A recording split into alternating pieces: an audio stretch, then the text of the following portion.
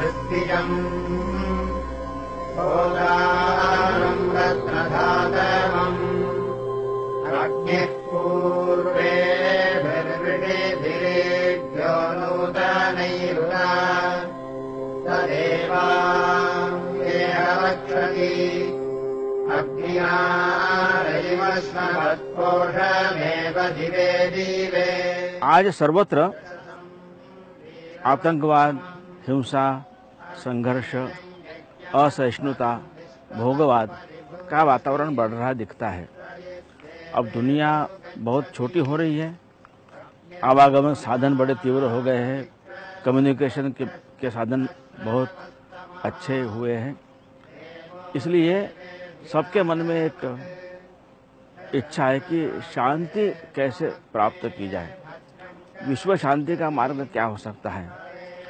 इन सब के साथ रहते हुए सामंजस्य कैसे हम प्राप्त कर सकते हैं, इस पर आप क्या कहेंगे? ये आपका कहना ठीक है कि वर्तमान में सारे विश्व परिदृश्य में हम लोग देखते हैं तो स्थान स्थान पर बड़ा संघर्ष दिखाई देता है।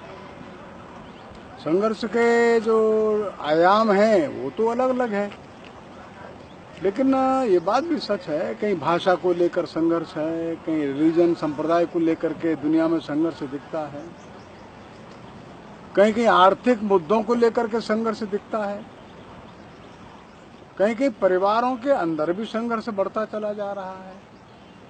तो सारा विश्व एक नए संकट में अपने आप को पा रहा है। एक ही रिलीजन के लोग भी साथ रहने को तैयार नहीं है, उनका संघर्ष हो रहा है। एक राष्ट्र में, एक देश के अंदर लोग मिलकर के रहने को तैयार नहीं है, उनका संघर्ष बढ़ रहा है। तो सर्वत्र भिन्न भिन्न प्रकार का एक संघर्ष दिखाई देता है। लेकिन संघर्ष जो है ये क्यों है भाई? आखिर व्यक्ति के अंदर विज्ञान ने क्षमता तो बहुत दे दी है। विज्ञान के नए नए आविष्कारों के कारण से व्यक्ति के पास सामर्थ्य भी बढ़ रहा है, लेकिन ज्यों-ज्यों सामर्थ्य बढ़ रहा है त्यों तो क्षमता बढ़ रही है, उसका संघर्ष भी बढ़ता चला जा रहा है। उसके डायमेंशंस बहुत सारे हैं। कारण क्या है? कारण यह दिखाई देता है कि व्यक्ति में, व्यक्तियों के समूह में आपस का सामंजस्य बैठाने वाला तत्व ये कम है। आपस में सहयोग और सहकार करने वाला जो भाव है ये कम हो रहा है। सहिष्णुता है ये कम होती चली जा रही है। आपस का प्रेम है, आपस का अच्छा समर्पण का भाव है, एक दूसरे के लिए कुछ करने का भाव है, ये कम होता जा रहा है। इसका कारण क्या है? इसका कारण यह दिखाई देता है कि हर एक व्यक्ति में, हर एक छोटे समाज समूह में और देशों में भी अपना अपना एक ईगो पैदा हो जाता है, अपना अपना एक अहंकार पैदा होता है। इस अहंकार के कारण से सामंजस्य कम होता चला जाता है। एक बर्ट्रैंड रसल ने एक उदाहरण दिया है, कहा है वर्तमान की जो शिक्षा पद्धति और वर्तमान का जो विज्ञान है यह लोगों में सामर्थ्य तो बढ़ाता है, लेकिन सामर्थ्य के साथ साथ लोगों का ईगो भी बढ़ा देता है। ये ईगो बढ़ता जाता है तो आपस के समन्वय का जो भाव है कम होता चलता है।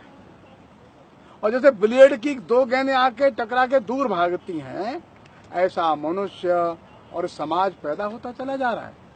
हम सर्वत्र सर्वदूर देख रहे हैं। समाधान क्या है? एक बड़ा प्रश्न खड़ा है।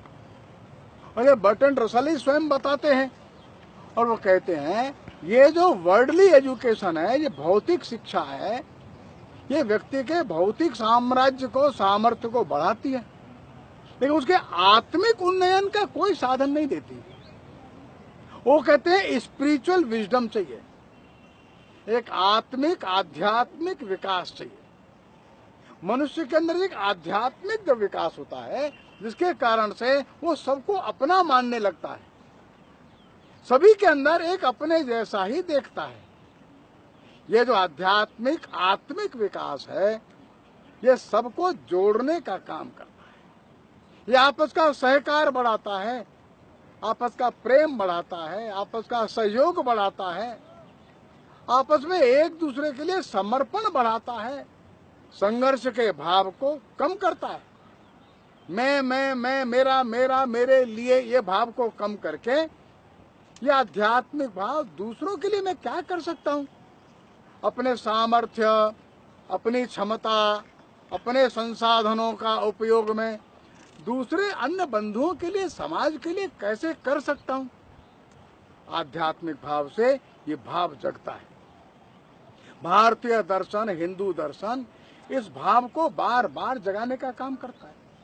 और भारतीय दर्शन में, हिंदू दर्शन में यही बात प्रमुखता से है कि सबके अंदर उसी स्वरूप को देखकर एक इंटीग्रेटेड विजन डेवलप करना, एकात्म दृष्टि पैदा करना।